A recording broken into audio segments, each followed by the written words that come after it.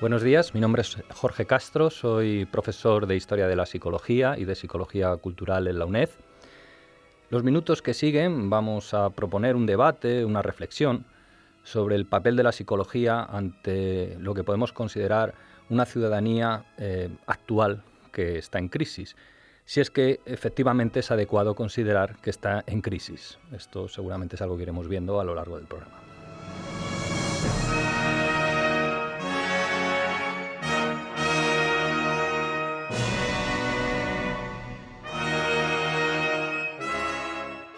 La música con la que estamos abriendo este debate, esta conversación más bien, es uno de los cortes finales de la película Ciudadano Kane, la obra maestra de Orson Welles, y nos sirve en cierto modo de metáfora para ejemplificar, para simbolizar el final de una concepción ciudadana inaugural, la del origen de la modernidad, la de principios del siglo XX, que está asociada al desarrollo y consolidación de las democracias liberales.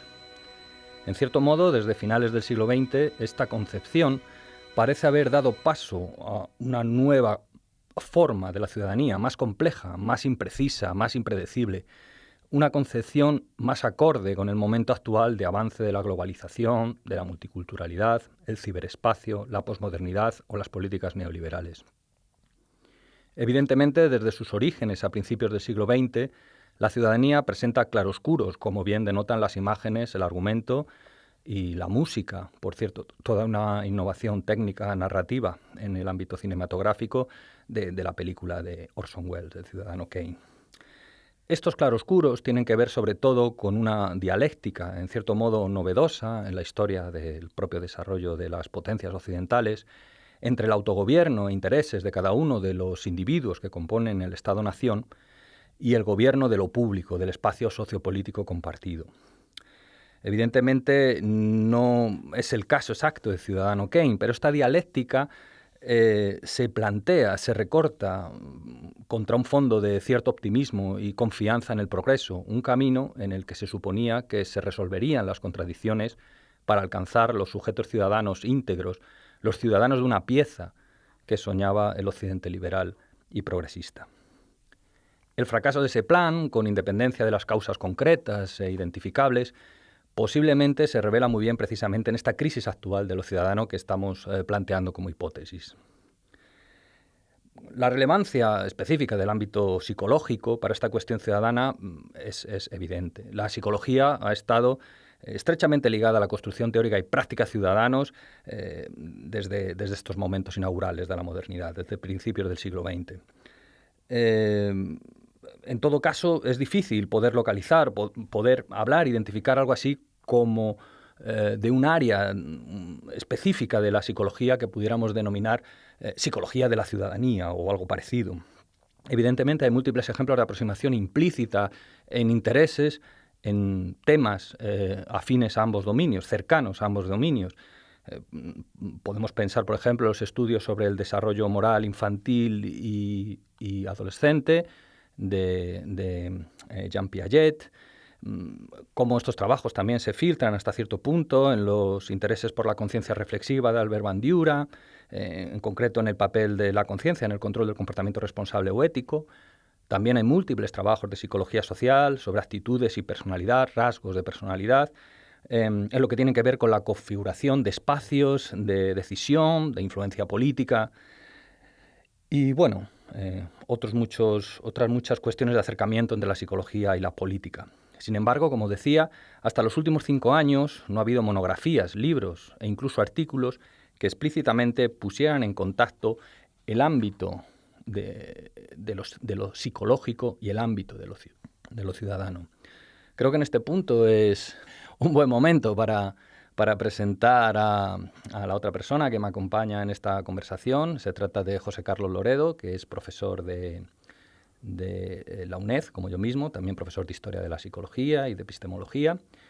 Y bueno, retomando esta cuestión, José Carlos, podemos plantearnos por qué es tan reciente, si es que es así, esta asociación entre psicología y ciudadanía.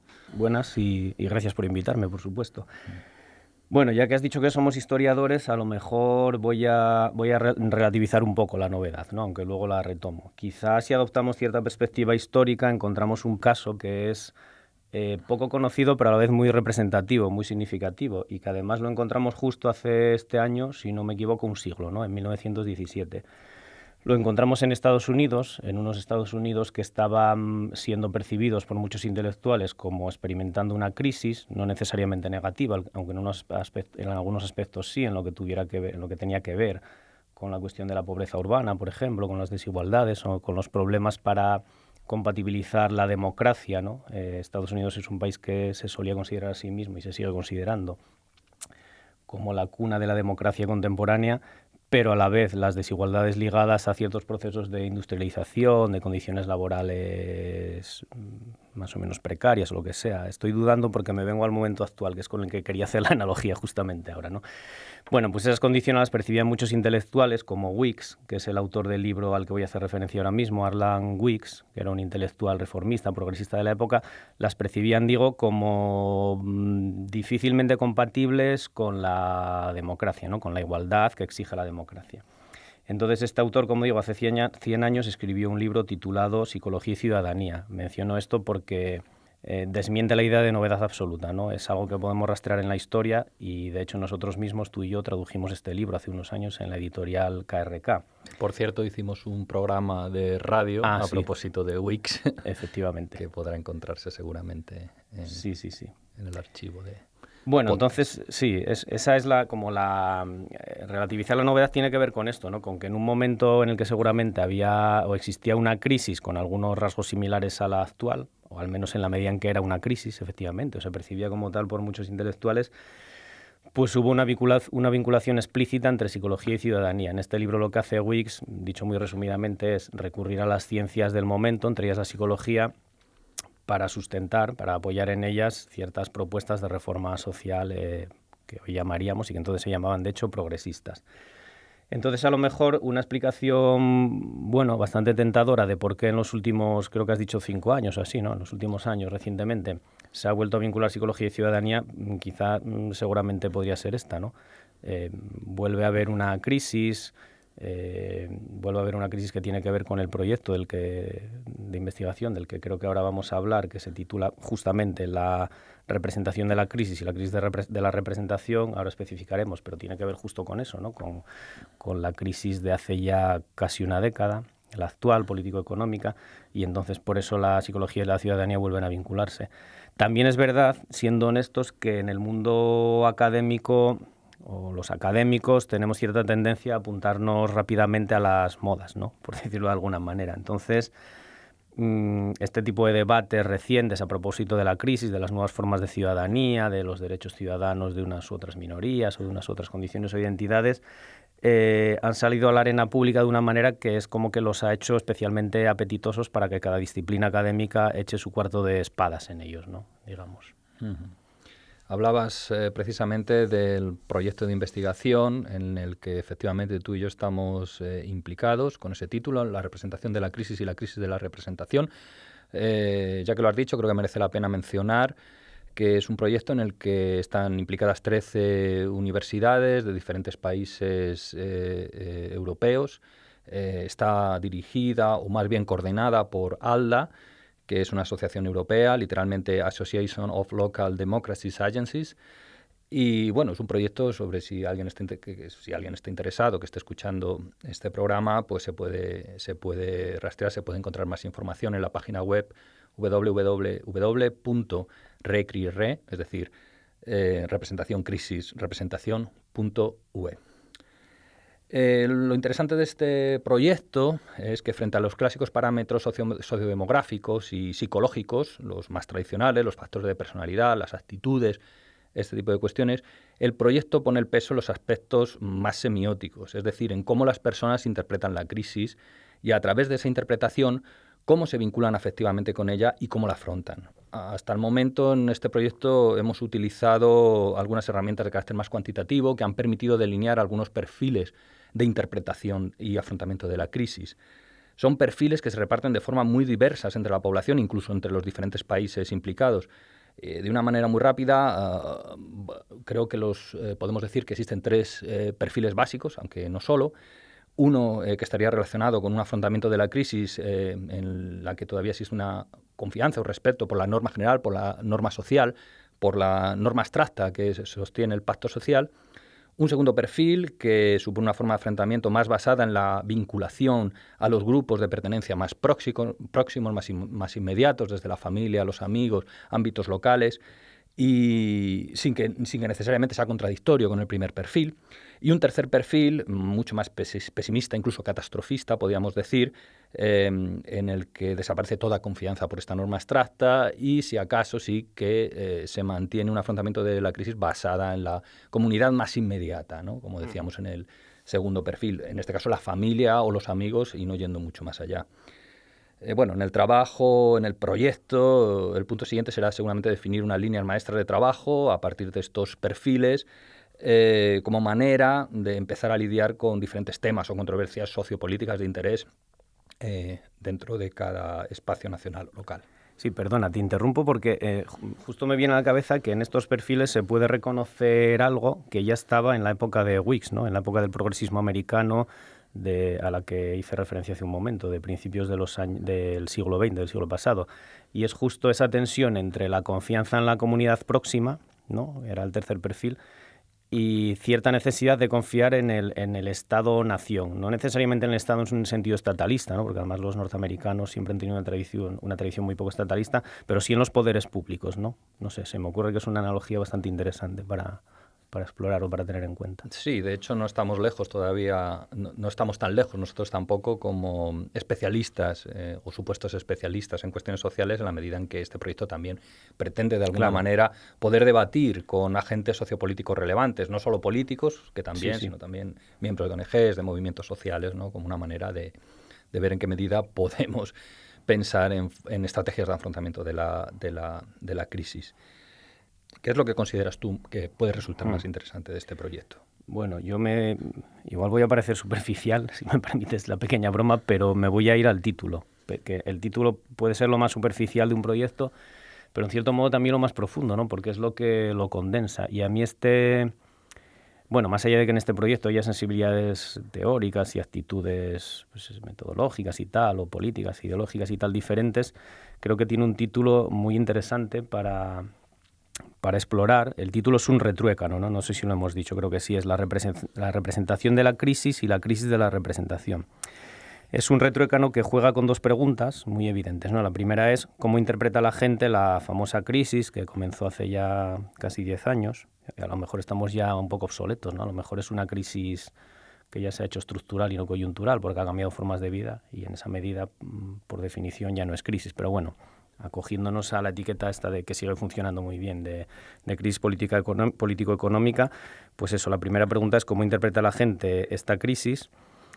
Esto es la representación de la crisis, ¿no? Como decías tú, cómo la gente se la representa, cómo se vincula afectivamente a unos u otros dispositivos de formación de subjetividades o de formas de experimentar el mundo y tal en relación con esto.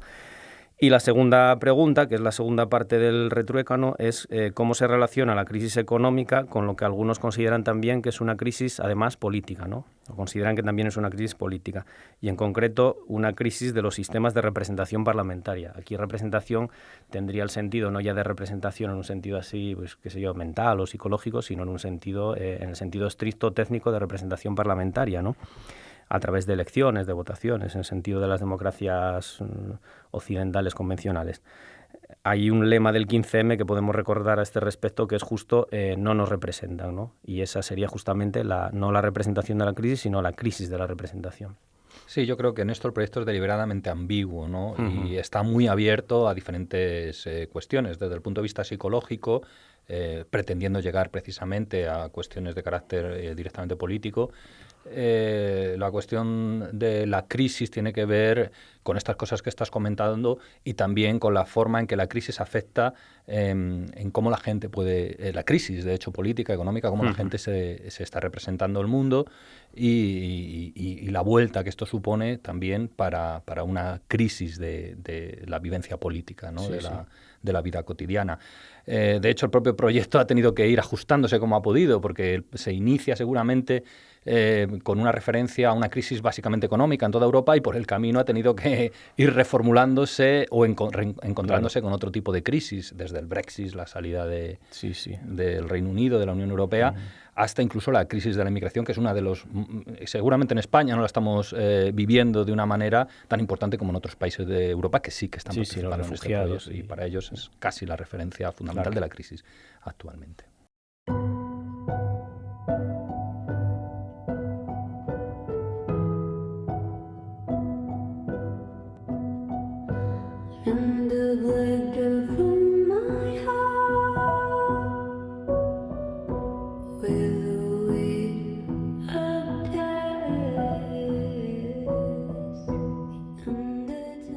Sonaba Citizen of Glass, una canción de la compositora danesa Agnes Obel, un título sugerente seguramente para pensar en la fragilidad, la fractura, en definitiva en la crisis de la ciudadanía en el escenario actual, que es un poco lo que estamos tratando de explorar.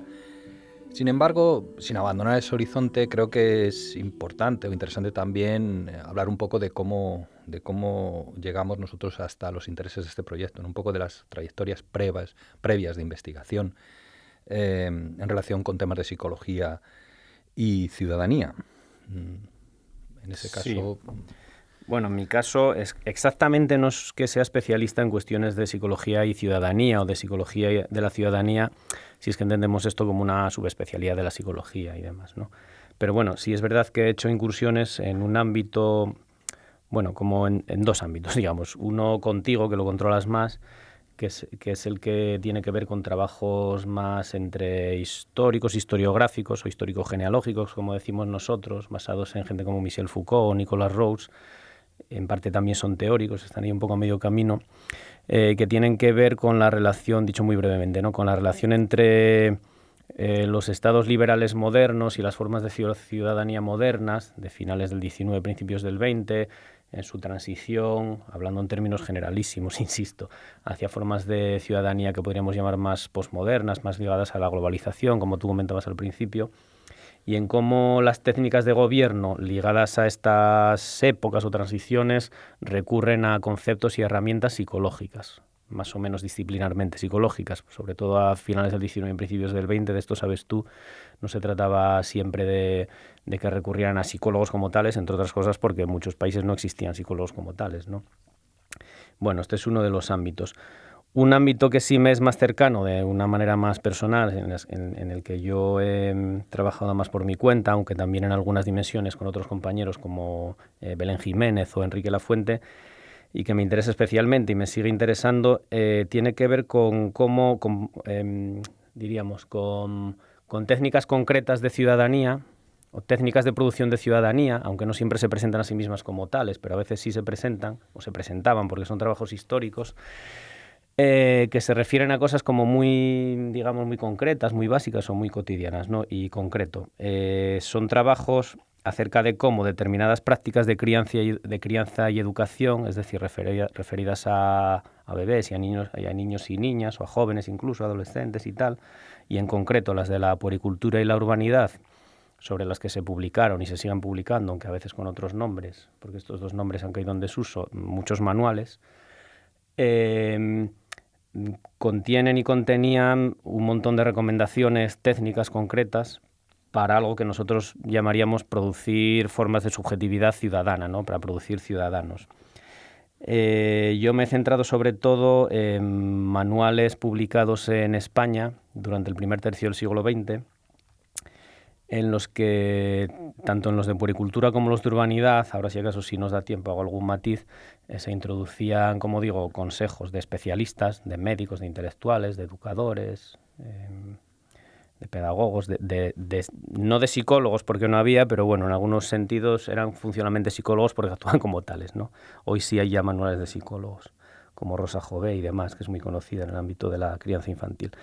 Entonces introducían recomendaciones para producir ciudadanos que, por un lado, se gobernaran a sí mismos, se autocontrolaran, regularan sus propias emociones y demás, pero también que fueran responsables ante su comunidad, entendiendo en este caso, a principios del siglo XX, la comunidad a una escala nacional, como la patria, el Estado-nación, España, ¿no? Son trabajos en los que se muestra muy bien cómo se explicaban toda una serie de técnicas de control del propio cuerpo, de manipulación de los bebés. Esto es algo que sigue siendo muy actual, ¿no? Cualquiera que tenga o vaya a tener o haya tenido un bebé habrá leído sobre esto en los manuales actuales, seguro, ¿no? Sobre cómo vestir a los bebés, qué hacer si lloran, cómo ponerles a dormir, cómo alimentarles.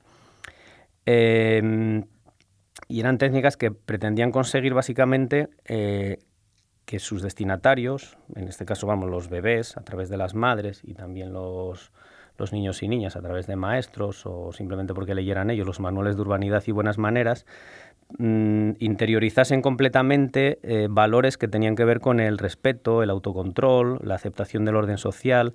Interiorizasen completamente quiere decir que tenían que incorporar estos valores a través de ciertas técnicas muy precisas, como digo, a su manera de sentir, de pensar, a su manera de moverse. Tenían que corporizarlas, no sé si existe esta palabra, ¿no? Que incorporarlas, ¿no? Que convertirlas en algo auténtico y no impostado, ¿no? Formas de, pues eso, de moverse, de actuar, de gesticular, de hablar.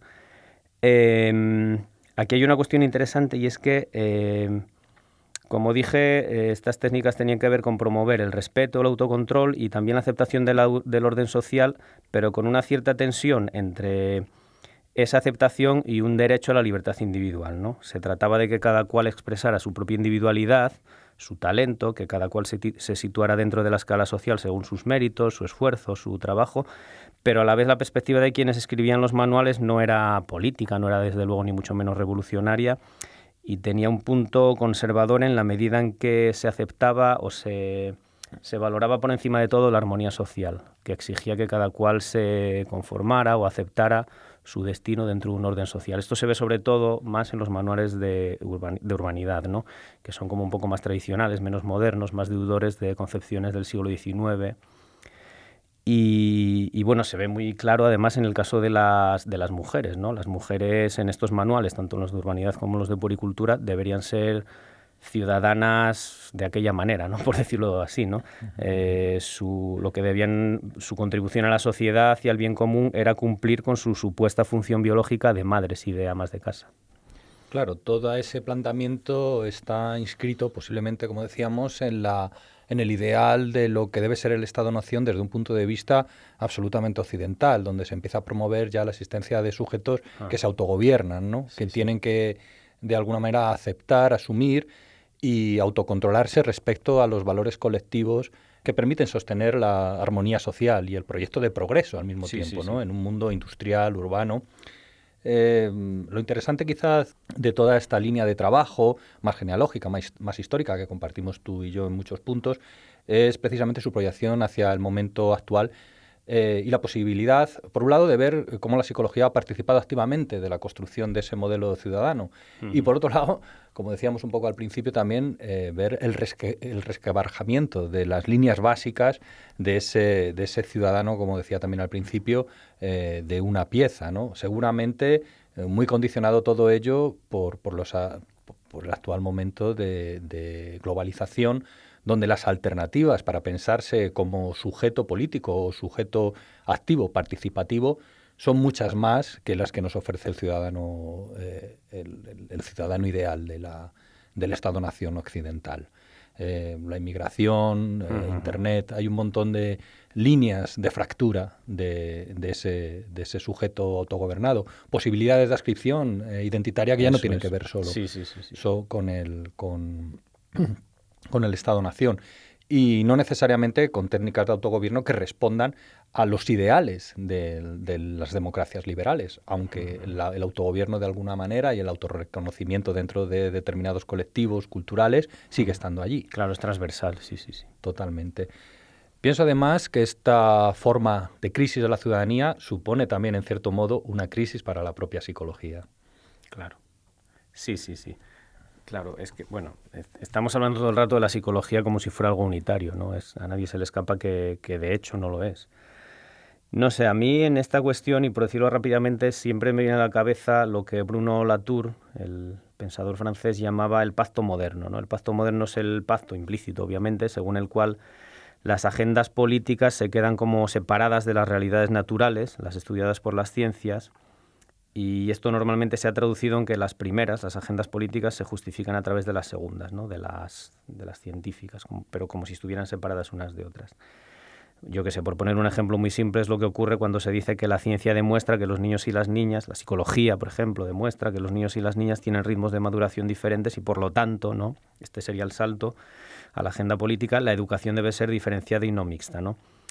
Puestos a imaginar la psicología como un todo, que ya digo que es evidente que no lo es, a lo mejor estaría bien pensar en un desafío, y es que esta disciplina fuera más consciente de su colaboración con este pacto moderno, ¿no? De su imbricación en las agendas políticas y antropológicas, entendiendo por antropológicas las que tienen que ver con la asunción de un determinado modelo del ser humano, pero a la vez con la promoción de ese mismo modelo ideal. Y bueno, pues a lo mejor estaría bien, puestos a pensar o imaginar, salirse de ese pacto moderno dándose cuenta de que eso, más que una herramienta para estudiar científicamente la naturaleza humana, es una herramienta para producir naturaleza humana, para producir formas de vida, de experiencia, de sentir, de pensar.